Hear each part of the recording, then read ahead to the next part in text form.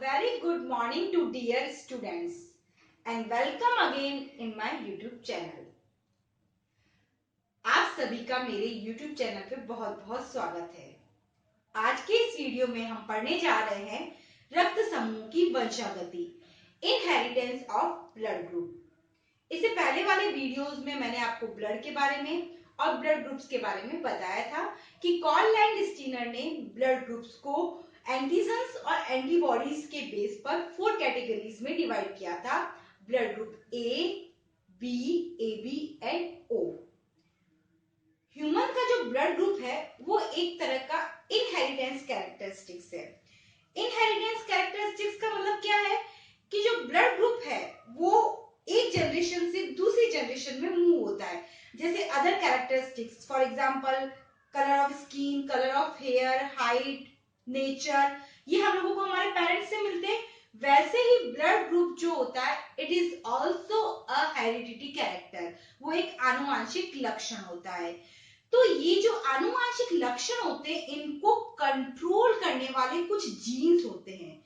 तो ऐसे ही हमारे ब्लड ग्रुप को कंट्रोल करने के लिए कुछ जीन्स होते हैं और ये जीन्स कौन कौन से होते हैं, किस तरह से कंट्रोल करते हैं और नेक्स्ट जनरेशन में कैसे ट्रांसमिट होते हैं, तो इसी के बारे में सारा हम इस लेक्चर में पढ़ेंगे।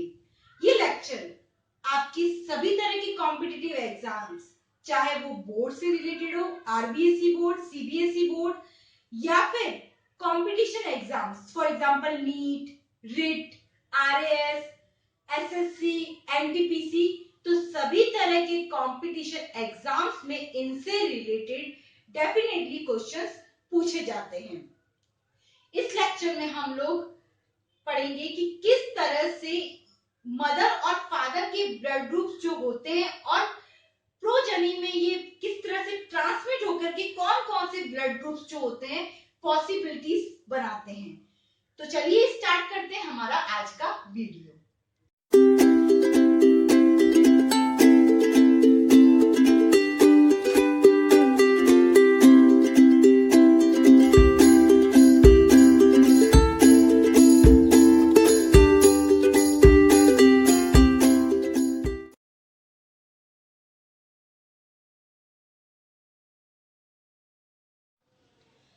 चलिए देखते हैं।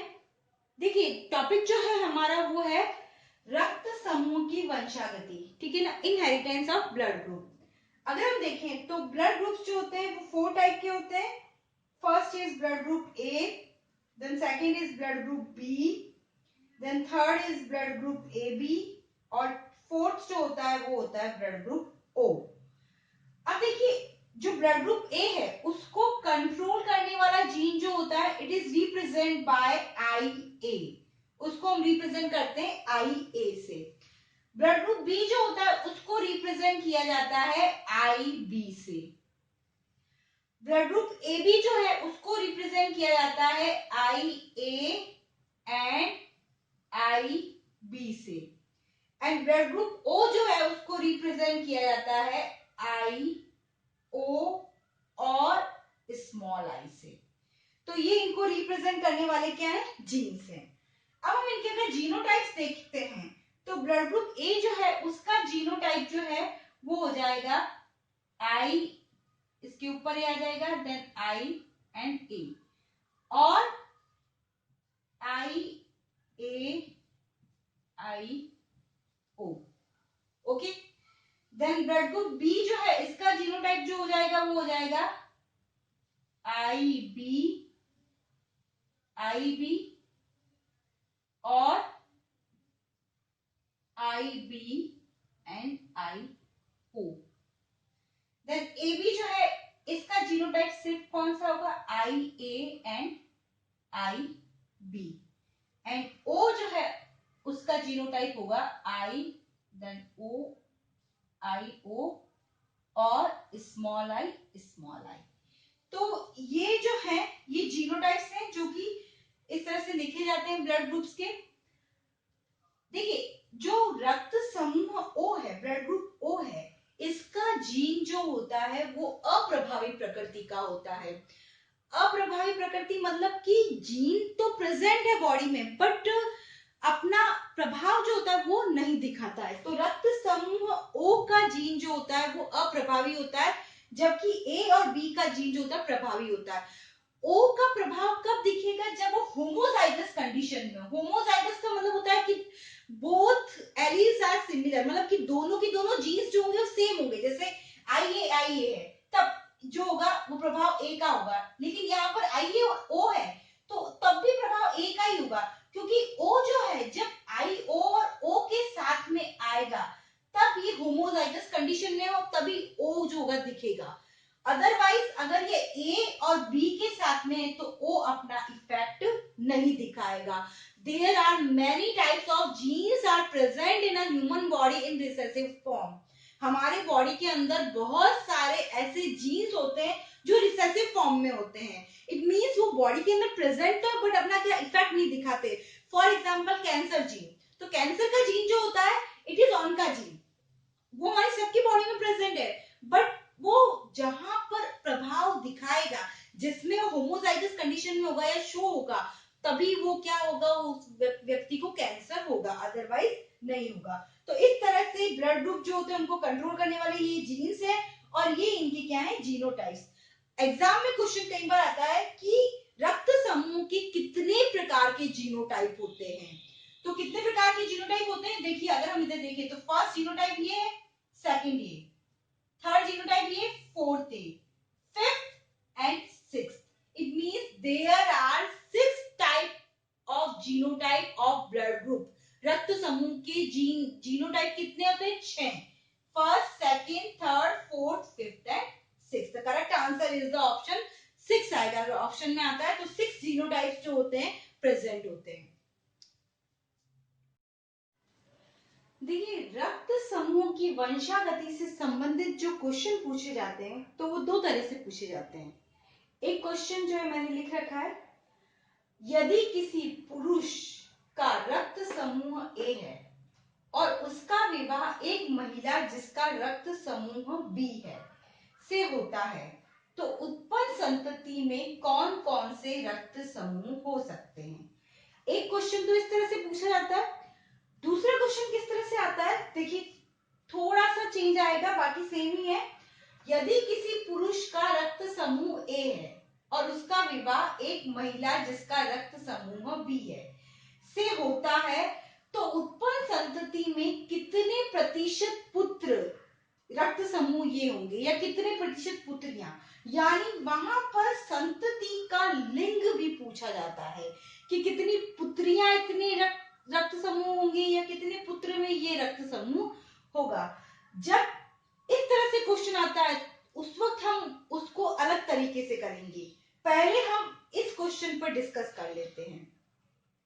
अगर ऐसा क्वेश्चन आता है तो हम इसको किस तरह से सॉल्व करेंगे, देखिए क्या बोला है, पुरुष का रक्त समूह ए है तो उसको हम रिप्रेजेंट करेंगे आई ए एंड आई ओ। ये हो गया पुरुष, मैंने लिख दिया मेल। अब हम फीमेल का लिखते हैं आई बी, क्योंकि फीमेल का रक्त समूह क्या है, बी है, एंड आई ओ। और समूह जो होता है वो कैसा होता है, अप्रभावी होता है, और मैंने लिख दिया एफ यानी फीमेल। अब देखिए यहाँ पर मेंडल के नियम के अनुसार हम इनमें से युग्मक बनाएंगे। तो एक आई के साथ में ये ए है, ये सेपरेट हो गया, ई गैमेट बन गया, और एक आई के साथ में ये ओ है, ये अलग हो गया। इसी प्रकार से दूसरा भी हो गया आई बी एंड आई ओ।